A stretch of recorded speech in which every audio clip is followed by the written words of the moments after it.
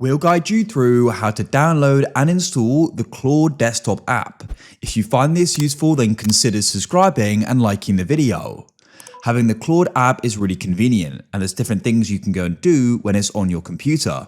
It's easier to access, but also you can do different things with it, like connect it with other things. To go and open a web browser, we'll use Microsoft Edge. You can press search at the bottom and search if you can't find it, or use a different web browser. Now I'm on Google, but you can use any search engine, and you want to go and type in Claude, like so, and come to Claude.ai. This is the site.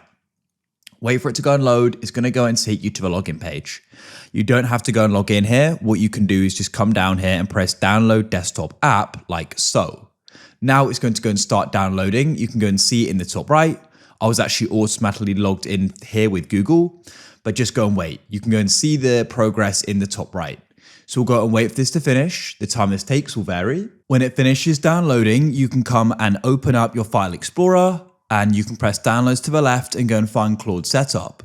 Double click on it and the exe will then go and run. Here you can see Claude's opening and it says installing Claude. Now what you can do is press get started. You can go and sign in or continue with Google, which is what I use. It will then go and sign in, and that's it. You've now successfully gone and downloaded and installed it.